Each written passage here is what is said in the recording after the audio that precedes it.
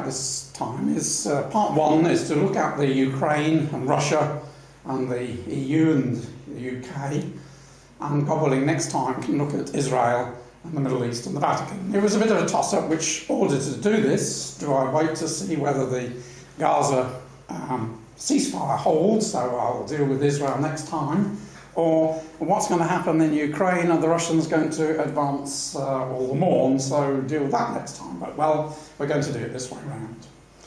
So we're going to try and make sense of what's happening in the Ukraine especially, with Russia and the EU in conflict, to try and put that within the framework of scriptures, and then, as I say, a brief look at Britain and the EU. But you can tell instantly the cartoonists are so wonderful, aren't they, at how they can just capture the whole spirit of it. And we see the Russian bear and the EU hand very much. Germany is behind the EU, driving to bring Ukraine across into the EU. And of course Putin is working to absorb Ukraine into Russia. And there's been a real tussle. Now, why is Russia so concerned about Ukraine? What's so important to Russia about Ukraine? Well, that's what we're going to have a look at, a little brief history lesson that starts just after the flood. So that's Ukraine, and this is the Kiev in the middle there. That's the centre, and this is the place where Russia had its birthplace, and this is where the Russian Orthodox Church had its birthplace, in Ukraine. And we have to go right back to the descendants of Noah, Tyras, the son of Japheth. He it was that moved across and inhabited the area there to the Black Sea, and we find his name preserved in ancient parts of Ukraine. The river Tyras is now called the River Dnester, but you can see Tyras and Tyras, you can see the link there. Now, in tracing all the sons of Japheth, you can see their names appearing in cities, rivers, places. Sometimes they get a bit altered. If we think of England and English, that came originally from the Angles and the Angli, so things do get subtly changed. But we can see the very close connection between Tyras, River Tyras, and Tyras, the son of Japheth. And Terastopol is still there as a city to this day. Now, the Scythian descendants there of Tyras, as that bottom part says, were known to the Greeks as the Ross. Just a few quotations. Herodotus talks about the people here as the Taurus. So Taurus, we can see there's not a big difference there. And he says that the Tauri, the plural Taurus, they were the first inhabitants of Crimea. And a very ancient historian makes this point that the Tauri are expressly called the Ross. And the Byzantine writers talked about these particular Scythians as the Tauri Scythians, those descended from Tyrus to distinguish them from other Scythians. And a modern historian, Russian historian, says, like the earlier one says, that the Tauri Scythians call themselves Rus. And so my Encyclopedia Britannica sums it all up. Russia is derived through Rossia from the Slavonic Rus or Ross. So Tyrus, which there's the Rus part of Russia of today. This is where it all originated.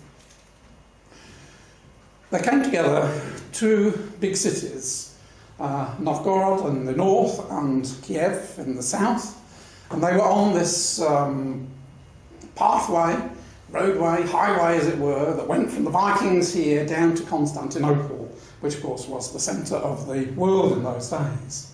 And the coming together of these two cities created this Kievan Rus confederacy, a very strong confederacy it was. And it was during the days of these kings here that this Dukes, this modern Russian historian, says the Soviet historians look upon Igor and their Igor as the true beginning of Russian princely line.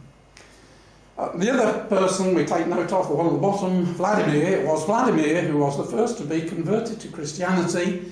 He brought Christianity from Constantinople to Kiev, great baptisms of people in Kiev, and that from there began the origins of what was to later be the Russian Orthodox Church.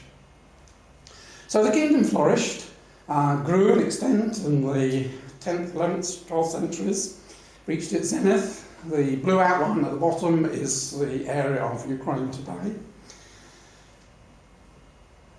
As always, with empires, they don't last forever. And the Mongols came in, and in 1240 they besieged Kiev, took Kiev. And that had the effect of pushing the Russians northward, and the Russian church moved from Kiev up to Vladimir in 1299, and then finally came to rest, as it were, in Moscow in 1322, thus establishing Moscow as the centre of the Russian Empire. And it wouldn't be until 1654 that Kiev once more came under the control of Russia. And that event of 1654 was celebrated in the 1954, the 300th anniversary of this Treaty of Pearce, which brought Kiev and Russia back together again. And there was much celebration, picture of an Ukrainian and a Russian eternally together. And to celebrate that 300th anniversary of Kiev coming back under the fold, as it were, the president at that time was Khrushchev, and he made a present of Ukraine. Ukraine at that time was under the Soviets, but as a gift to Ukraine to celebrate the 300th anniversary, he handed over Ukraine to the control of, he handed over Crimea to the control of Ukraine. At the time, it didn't make much difference. It was all part of the Soviet Empire. Little did they know that less than 50 years later, there would be the collapse of the Soviet Union. So that was in 1954. Great celebrations. And then 24 years later came the 100th anniversary of the conversion of the Ukrainians to Christianity. And this is from the front cover of a Christian History magazine in 1988, volume 10. It's finally come, the observance that millions of Ukrainian, Belarusian and Russian Christians have been waiting for. The millennium of the Christianization of Rus, when the Grand Prince Vladimir ordered the people of his kingdom to be baptized into the Orthodox Christian faith, and personally oversaw the baptisms of the majority of the people in Kiev, the capital of his reign, and shows a picture of it, practicing adult baptism. It goes on to say, and makes an interesting remark, but the arrival, remember this was written in 1988, but the arrival and celebration of this millennium is heavily laden with irony. Probably the chief irony is the fact that the Soviet Union, a zealously atheistic government, is endorsing, even funding and promoting the most spectacular of the many events worldwide that are being dedicated to this millennium of Christianity in Rus. So it was interesting that the move had begun in Russia to respect Christianity after 60, 70, 80 years of persecution of Christianity under the communists. And that was in 1988. We just move on 3 years to 1991, and we have the breakup of the Soviet Union, and all these coloured countries separated from Russia. And the breakup of the Soviet Union was described by Putin as the demise of the Soviet Union was the greatest geopolitical catastrophe of the century. Now, he's talking about the 20th century, which experienced World War I, experienced World War II, and all the terrible things that went on in the 20th century. But as far as Putin was concerned, and the worst thing that had happened in the 20th century was the breakup of the Soviet Union. And he was determined, and is determined, to rebuild that empire again. And in the 20-odd years since the breakup of the Soviet Union, there have been remarkable changes, haven't there? Christianity now is at the heart of government. Every political function has a priest there, and the political leaders attend church, celebrate Mass. And this is a tremendous change in just 23 years. But as far as Putin is concerned, he has a zeal to re-establish the greatness of Russia. This was a report back in May. This chappie argues that Putin sees himself as an invaluable historical figure who shall be responsible for upholding the pursuit of Russian greatness, no matter what law or border stands in his way. Moscow is preparing for a lengthy confrontation with the West. After years of defending the status quo, Putin seems to have decided that he's better served by overturning it. Russia has a genius for revolutions, but while the earlier revolutions were about changing the leadership of the country, Putin's revolution aims to correct the order about him. In other words, restore the fortunes of Russia. And as a result of Putin coming to power, the spending on defence has, after declining very steeply, is now rising quite steeply. That's 2012, it has continued to rise at a very similar angle. In fact, this note here, back in April, the Russian defence spending rose by 5%, devoting a larger share of their GDP to military than the US for the first time since 2003, which is a big sign that Russia is getting ready for some expected tough days in the near future. That was from a Turkish perspective. And very true and very right he was. Also, a lot of money is being poured into developing the Black Sea Fleet. This is Russia's warm water port, now in their hands, having seized Crimea, and a lot of money is being spent, 2.4 billion on the Black Sea Fleet, to build it up to be a big power again. And again, we know that is to be right, because Scripture tells us in Daniel chapter 11 that he comes forth with many ships, and these are where the ships are coming forth from. And just interestingly, just a little reference I saw just yesterday when I was shaping this up, that when they seized Crimea, they took the Ukrainian fleet, what was there, as well as the Russian navy being there. The Ukrainians also had their navy in Crimea. And 54 of the 67 ships that belonged to the Ukrainian navy had been seized by Russia and transferred to the Black Sea Fleet. Now we need to understand the ethnic divide in Ukraine. The trouble is in the eastern part of Ukraine. You can just see the outline. We're looking at the eastern part there. These are the towns that you will read about in the newspapers where the conflict and the fighting is going on at the moment. And it's estimated that over 1,000 Russian troops are in this region helping the rebels, as the Ukrainians term them, to try and gain independence for this region so that they can ultimately defect to Russia. Now, if we show the whole Ukrainian map, that's the area where the trouble is. If we overlay upon this map the percentage of Russian-speaking inhabitants of Ukraine, you can see why this region, the blue region, wants to belong to Russia, because 86%, 82% are Russian-speaking people. Drops to 46% in the centre, and then as we move eastwards it gets less and less. So this is where the trouble is, where almost 87% of the people are Russian-orientated, Russian-speaking at home. And this is the region especially that Russia wants to get hold of. She's already got hold of Crimea. And what is taking place just at the moment is a battle for the control of this region. So if you just look back, as we say, Crimea has now been seized, and the problem for Russia is that the only land link that there is comes through Ukraine and off to Russia there. Now, there is only just a little gap there between Crimea and mainland Russia.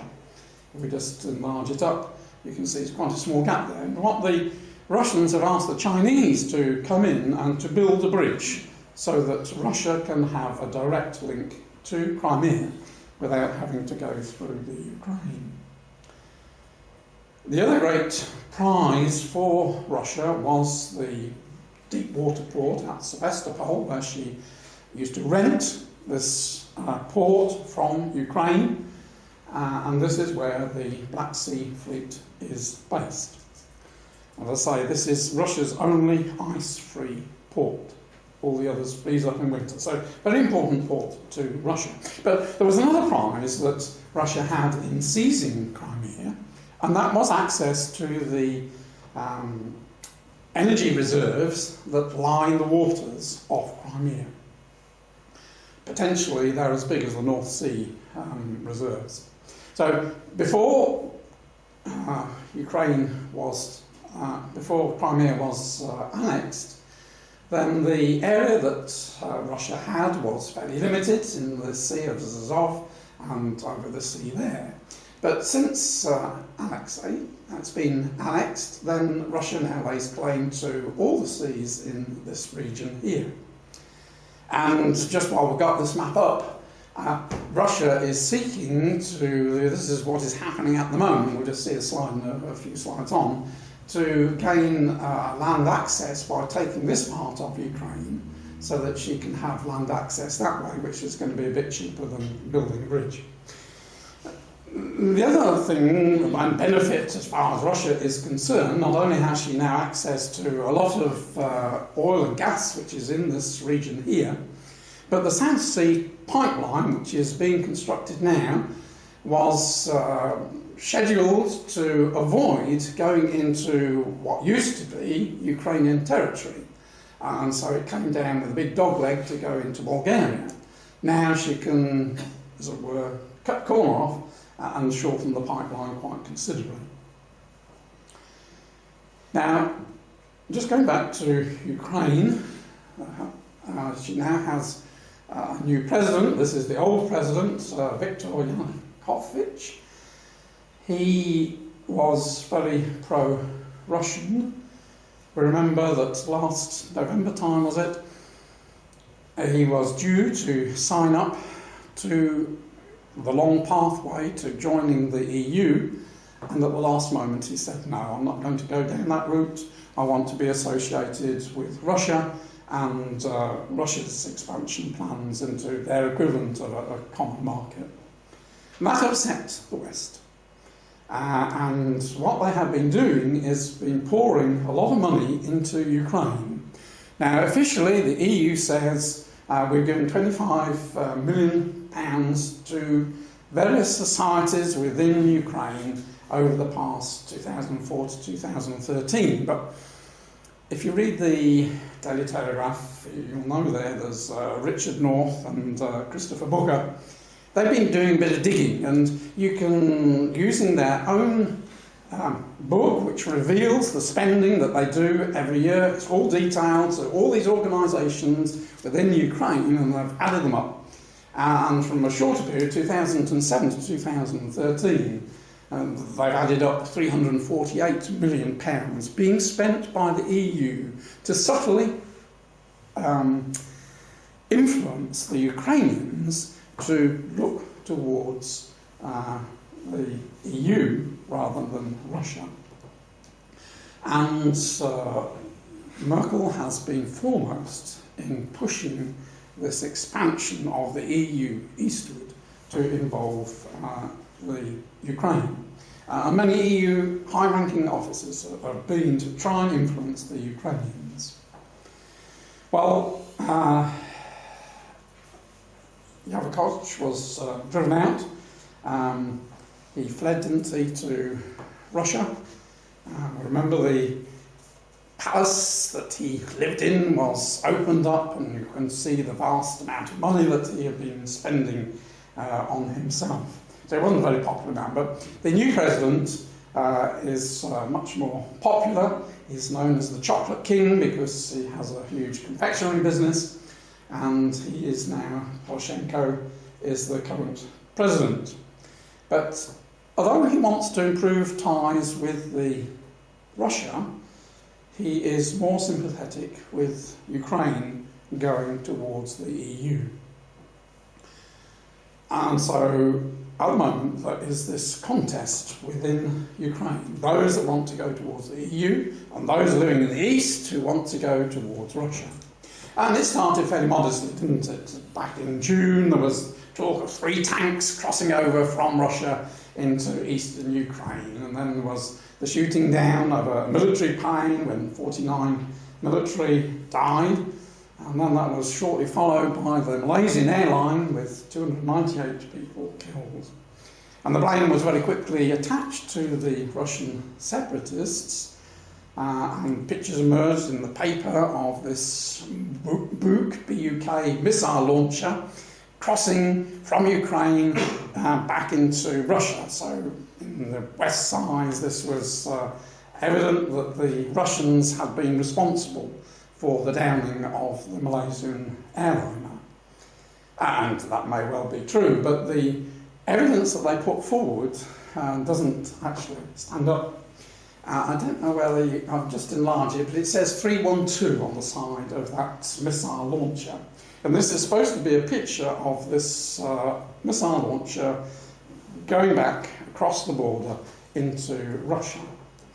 But the very same picture was uploaded on YouTube back in 18th of March. And it was a picture taken a long way from the border, and it was a Ukrainian government missile launcher. And at first I thought, that's just been faked, that man standing there, so you can't read the number, but I did a bit more exploring, and there was a different shot, but you can see it's the same thing, and you can probably, if you've got very good eyesight, read 312. So, whether Russians were responsible or the Ukrainian government, we cannot tell, but the evidence is a bit faint. Then, a fortnight ago, we had the aid convoy, didn't we, crossing into Ukraine quite illegally. Many lorries, and what was on the lorries, nobody really knows. And now we have talk of, say, 1,000 troops, Russian troops, operating inside Ukraine. And there are some of the pictures that are supplied, which is supposed to represent the Russian tanks operating there. Now, the situation is that this region up there, Luhansk and Donetsk, both those cities are now back under rebel control, Russian sympathisers' control. They have declared independence since May. They have their own prime ministers and administration and government.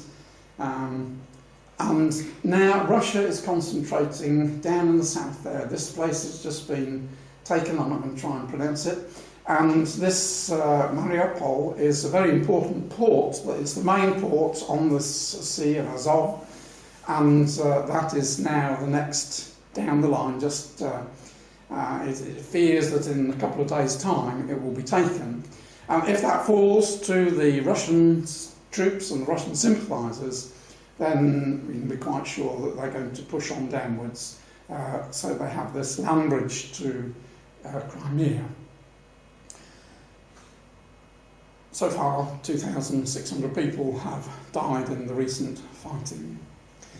Now, what's interesting is the new name that the Russian separatists and Russia itself is applying to this region. They're calling it New Russia, which is based upon history. That map is 1897, and the southern part of Ukraine, there's Kiev right up at the top there, so this is the southern part, this is the Russian-speaking part of today. It was called New Russia or Nova Russia, and that's the term that they are reapplying to this region. They wanted a separate region. And last Friday, wasn't it, Putin was talking about having statehood for this region. He reminded the West that Russia was one of the leading nuclear powers, and he said, therefore, it's best not to mess with us. And yesterday he made the remark, well, it would only take Russian troops 2 weeks to get all the way across to Kiev if they wanted to. So let's talk about independence for this region. And I think we can be fairly certain that that indeed is going to take place. The West huffs and puffs, but is powerless to be united against what Putin wants to do. And the cost of the sanctions is growing.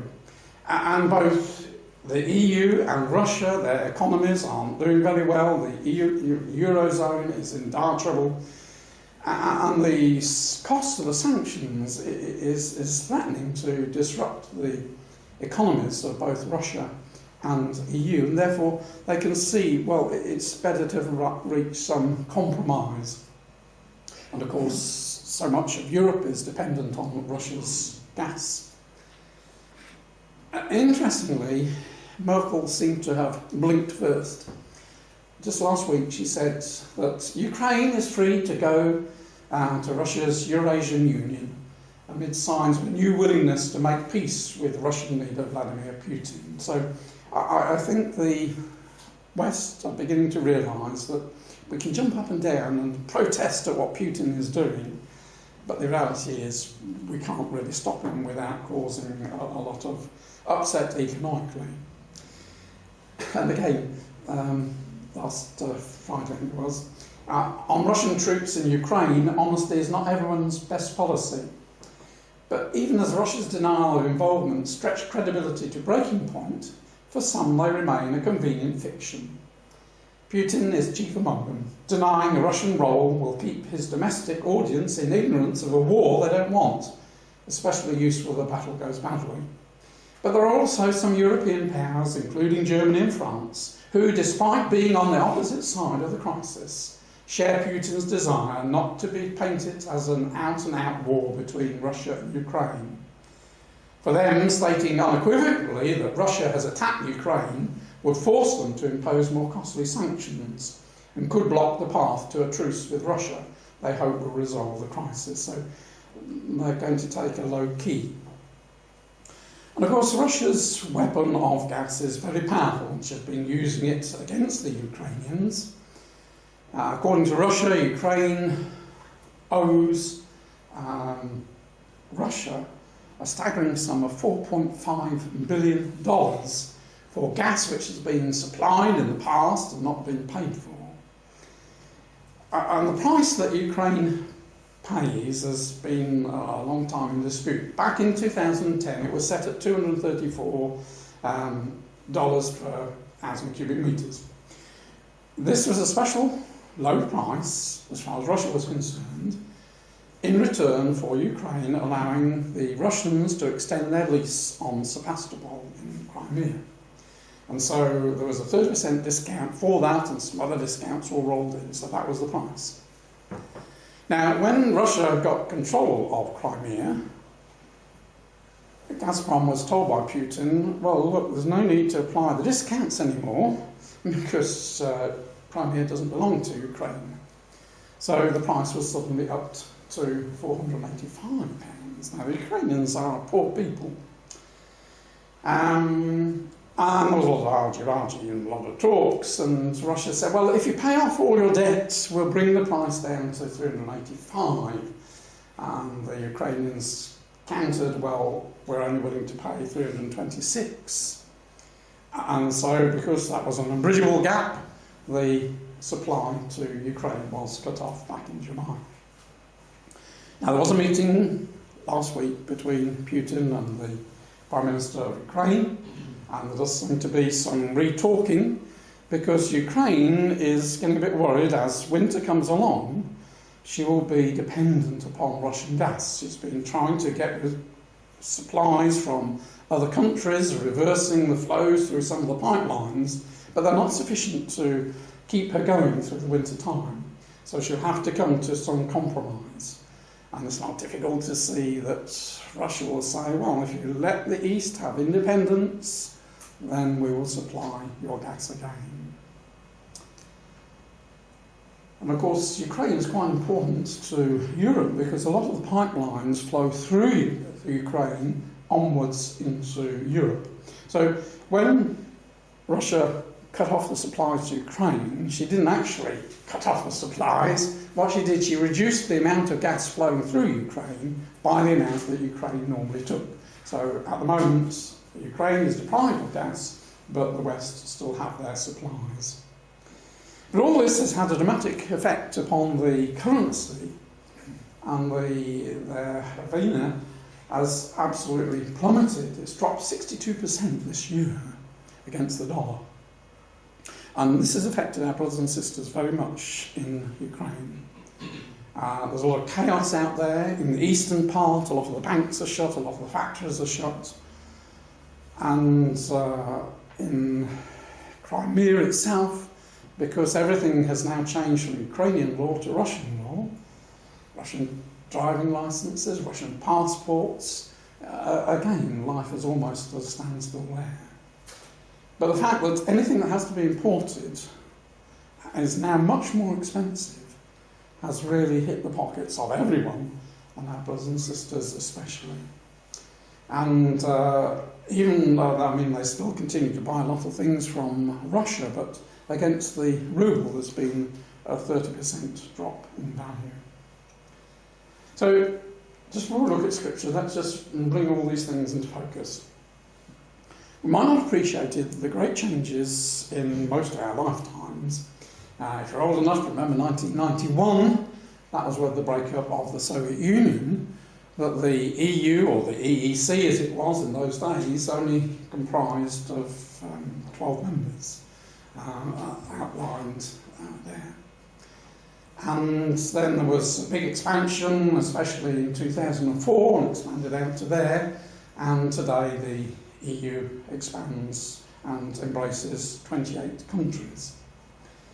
Now, Russia herself has her own plans, and she has established a customs union which embraces Kazakhstan, Belarus, and Russia. Yeah, it was Ukraine was going to be the third one, but of course that didn't happen because of all the problems there. So at the moment, the customs union involves Kazakhstan and Belarus and Russia. But next year, this is going to be what's called an Eurasian Economic Union, which will bring in more countries.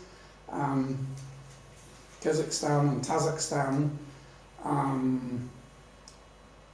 Crimea is already in, and Georgia and Moldova. Now, by one hand, we would expect these countries to be drawn together, and in fact, we would expect Ukraine to be drawn into this alliance. We would expect the map showing something like that. To embrace those regions there. Now, what's interesting is to see this dividing line between the two parts, which we'll see in a moment. But all this movement of nations, as the nations we know are sorting themselves into which foot of the image they're going to belong to, has resulted in this build-up of war and tumult. I think we can say that we're living in a period where throughout the Middle East, throughout over into Afghanistan and Ukraine, all sorts of wars are going on, and many people have been killed in the past few years, right from Gaza, Libya, all across, many, many wars. And this New Statesman really captures the feeling, with Russia being now on the prowl, wanting to rebuild her empire, it was time for the West to rearm. We've gone through a long period where people have allowed the money spent on defence to be eaten away. and there's only Britain and Germany, isn't it, that spend 2% of their GDP on defence. And so, a time to rearm. And this is, what we'd expect. We're going to live in a time of trouble. Scripture makes it so abundantly clear. There's going to be a time of trouble at the return of the Lord Jesus Christ. So, the stage, it was set for the development of the feet and toes that we were reading about in Daniel chapter 2. And we are seeing the establishment of iron clay feet and toes so that this image can stand upon its feet. Now, it's clear that there is obviously a connection between the feet and the legs that have gone before. But we know from history that those legs that went before take us to the Roman Empire, with its eastern military might and the west with the papacy, the spiritual centre there.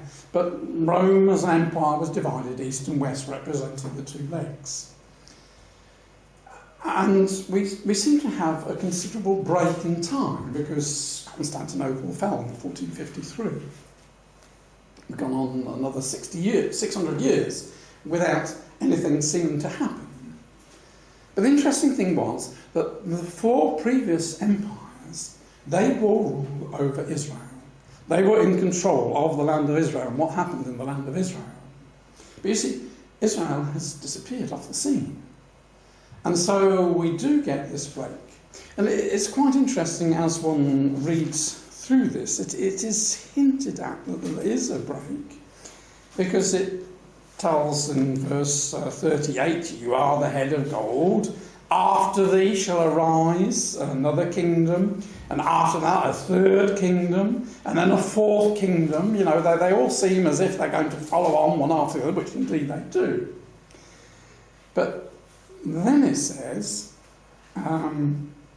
whereas thou saw the feet and toes, it doesn't say, thereafter there shall arise. It doesn't talk about that. It just goes into the detail of the feet and toes. And so we see there is this big gap. But see, Israel is back as a nation again. And so these feet and toes are being prepared in order for the image to stand up upon those iron clay feet and toes, in order to come against Israel and have dominion over Israel for a very brief period of time before being destroyed by the little stone power. So we believe we're in this stage when these feet are being formed. And that's why we're seeing all this trouble in Europe at the moment, because not all the countries are attached to the right foot. Now, iron obviously links us back with Rome, that which went before, so we're looking for a recreation of a situation as it was in the past, an eastern power based at Constantinople, a western power based at Rome. Now, whether the EU headquarters will ever move to Rome, we don't know, but it could well do. But certainly we are expecting Russia, in her preparation for moving southward, to take Constantinople, and that to be her forward headquarter. So we have no difficulty with the iron. We see iron in the two senses, as it was in olden days. We have it as the emperor, the Roman emperor, the Tsar, and we very much have that in Putin. But I expect we'll have a very similar, Merkel almost seems to be playing the role in the West, of a strong power. But we also have iron in the religion, because in the Roman Empire, the Greek Orthodox Church and the Russian and the Roman Catholic churches were the two iron powers, religious powers. We see the revival of the Orthodox side in Russia today, and we're beginning to see under Francis a similar revival in Europe, and we'd expect that to grow. So we can see the iron. The clay part speaks of man, doesn't it? Adam was created from the clay of the ground. And we see this strange mixture, both in Russia and in Europe, of a very strong autocratic, the EU has its unelected leaders who wield the power, and yet has democracy associated with it, with the EU elections, parliamentary election, but a strange mixture, isn't it? We have exactly the same in Russia. We have a very strong Putin leader, but there is a Duma, there is a parliament who are supposed to have some power, some democratic powers. So this strange mixture of iron and clay, which of course doesn't really work, but it will for a brief time unite these two legs. So what we're seeing are nations coming together, seeing that in amalgamating they can be stronger than they really are, and beating ploughshares into swords and pruning hooks into spears, the weak saying, let me be strong. So, as I say, we've seen over the past few years there's this change in the who belongs to whom.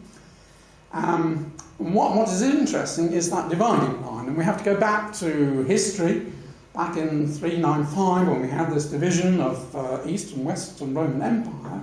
It ran up through the Balkans. Now, the region up here was barbarian and Rome didn't have any interest in it, but we have to try and project, where is the line going to run up through there? And it would seem quite reasonable that Ukraine and Romania and Bulgaria, Greece and Cyprus and eventually Turkey would belong to the east and the rest would belong to the west. And so we would expect finally the map to end up with Britain outside and a dividing line running up there.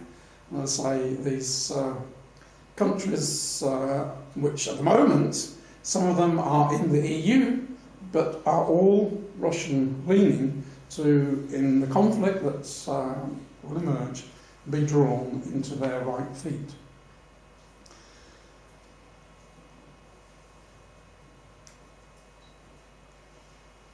What is also apparent is that these two parts work together to come against a common foe, and that is going to be Israel.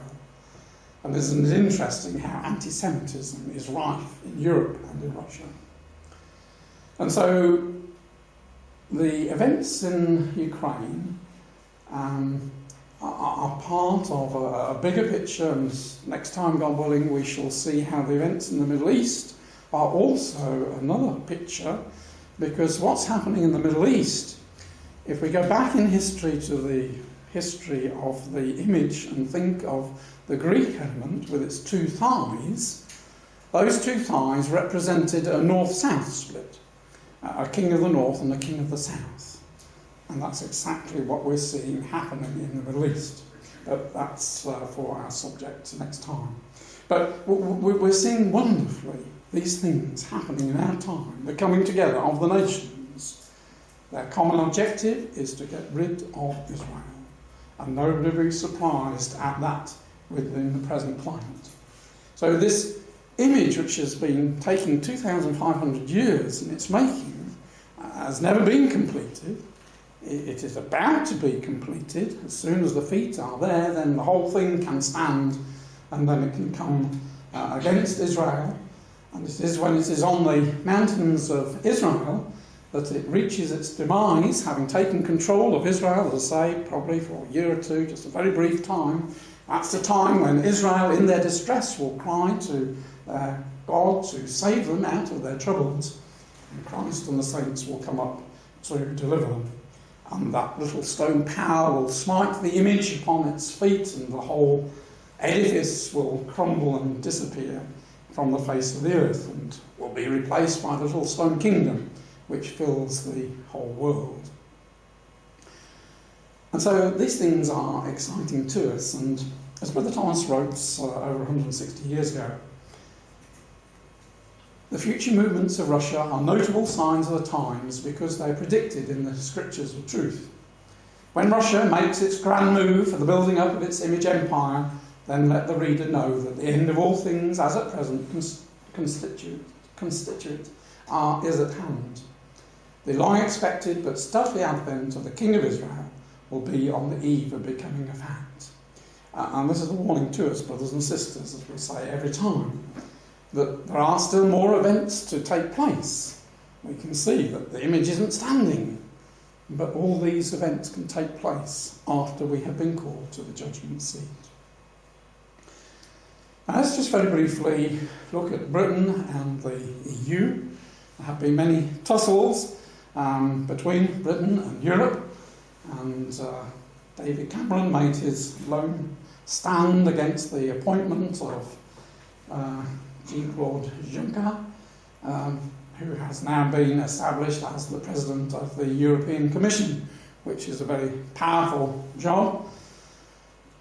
He is very pro-Europe. He is a very ardent Roman Catholic. In fact, in 2006 he won the Charlemagne Prize, which is awarded to people who have moved forward in that year the goal of the political unity of Europe. So he's very strongly in favour and makes it quite clear that he wants to see Europe more politically united. And of course that goes against the grain for Cameron, but his stand was a very lonesome one. And that was a cartoon. If you have to remember back in June when this came out, that there was an incident, a little boy getting told off because he fell in the mud and he wasn't doing as he was told, and he got into trouble. And here we have Merkel telling Cameron off for not obeying everybody else and wanting to go his own way. But the appointment of such a man is only going to increase the scepticism in Britain, will hasten the departure of Britain, especially if Britain's economy continues to power ahead. It's interesting how while the EU, the Eurozone, is really suffering at the moment, Britain, for some reason, surely it must be the hand of God, seems to be powering ahead. In fact, there was an interesting chart just a couple of weeks ago showing the competitiveness of manufacturing in Britain without a lot of detail. Just look at the blues, which is the 2014. Everything's been brought to 100 American dollars as a baseline. Manufacturing costs are still cheaper in China and South Korea, but United Kingdom is only at 109, and you come up here, Germany 121, and Italy 123, and Belgium 123, and France 124. So showing that they are not competitive in manufacturing. That's why so many businesses are pulling back trade and manufacturing, which was done in the Far East, bringing it back to Britain. Now, the very live thing at the moment is what's going to happen in 10 days' time with the referendum in Scotland. And Scots-it could lead to Brexit, which means that if Scotland does devolve from England, that would speed up the breakup of Britain from the EU. And there has been a sudden surge in the yes polls in the past few days, but we don't know. We have to wait until these things happen, but it won't be easy. If Scotland did decide to be independent, she would have to reapply to join the EU. She'd have to go through all the hoops. She would have to embrace the euro, because all new members, as long as their economy is strong enough, have to embrace the euro, and even if they're not strong enough, they have to promise that when they are, they will embrace the euro. Which Scotland will be quite happy with. You see, the Scots do like the EU. They favour the EU. So what will be interesting is that if Scotland did leave, then the 41 Labour ministers which Scotland sends to the Parliament in London, they would disappear. But there's only one Conservative that is sent from Scotland. So it would alter very drastically the balance of power within the English, I should say in this case, the English Parliament in London. The Labour Party, which is favourable to continuing with the EU, will be considerably weakened. and it would strengthen the hand of the Conservatives for them to leave. And we know that Britain has a role outside Europe. So what was unthinkable several years ago now is openly being talked about. And in fact, yes, so I've got this slide here. If the Scots vote to leave the UK in September, that could trigger a chain reaction which leads to the rest of the UK quitting the European Union. This is a threat British pro-Europeans need to take seriously, given that a Scottish independence vote is quite possible. Though yes, still has less than 50% chance, so that was back in May. So, yes, the former French Prime Minister says UK should get out of the EU. We've caused too much trouble there. And of course, the EU is constantly plotting to do Britain down. And there's this financial transaction taxes which would severely affect the position of London if I go through. That's got it could lead to Brexit. Is Hammond the most Eurosceptic Tory Foreign Secretary of State? So we have as a Foreign Minister, a Foreign Secretary, somebody who is against Europe or remaining in Europe. And again, another grab for power. The EU is plotting another grab. So we can see the writing is on the wall. And the European elections back in May returned a European Parliament which was much more sceptical. A lot of far right-wing parties came to power. And so it's not just Britain who's unhappy with things that are going on, but many countries in the EU aren't happy with the present structure of the EU. Now, the Israelis are quite worried how these neo-Nazi parties and those are gaining power, and that, of course, will affect the anti-Semitism in Europe.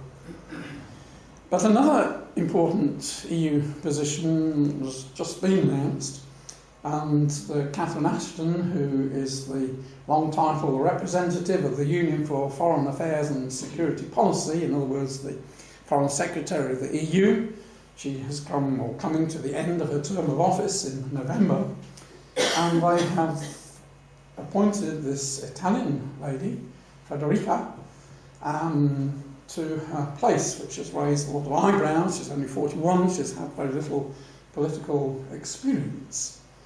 Interesting thing is that she was a member of the Italian Communist Party.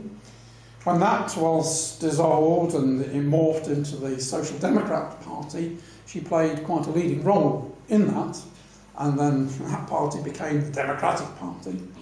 She's known for her softness towards Russia over Ukraine, hence this was in one of the Italian papers, and so it's not difficult to see that if the EU has a foreign minister who is quite favourable to Russia and has a soft spot for Putin, it's not difficult to see that Russia is going to get her way.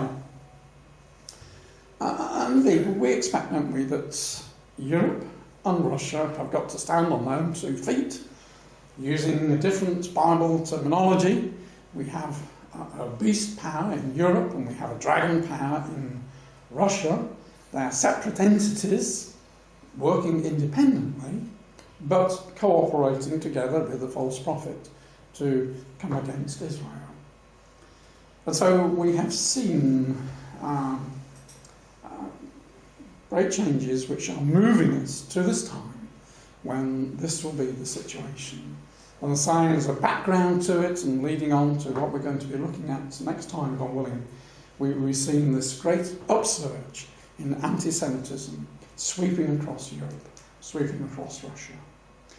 And what is so interesting, Jeremiah 16 verse 16 speaks of the hunters and the fishers causing Israel to go back. And we saw that in the events of the Second World War and the events after it that caused Jews to go back. And that hunting, that fishing is still continuing. There has been a great upsurge in the number of Jews who are going back either to America or to Israel, but mainly to Israel. They realise that life in Europe is very difficult and shaky. In fact, this was the headline just 10 days ago.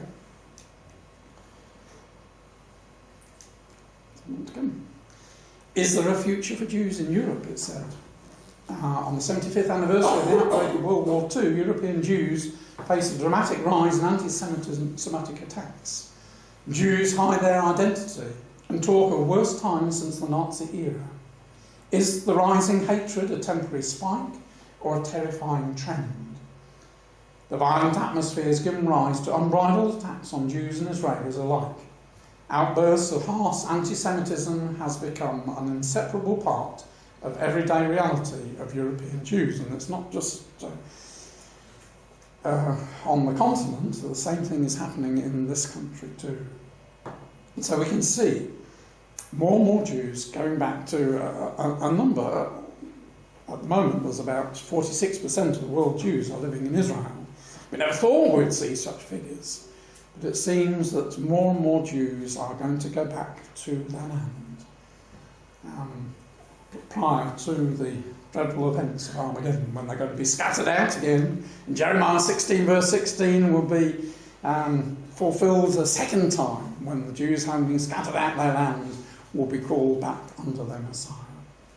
But how thankful we are, brothers and sisters, that we can see these things unfolding. We know what the future is all about. The world has no idea what the end of all these things is going to be. But we do know it's going to result in the kingdom of God, the time of peace and blessing. In the mercy of God, may we be there in that day. So we must take encouragement from the things we see. We do live in difficult times. How much it's going to impinge upon our life and the truth, we know not. But we have to be strong. The end is near. Our Master is at hand. So I'm just going to leave you with some of the cartoons. They'll just automatically roll on.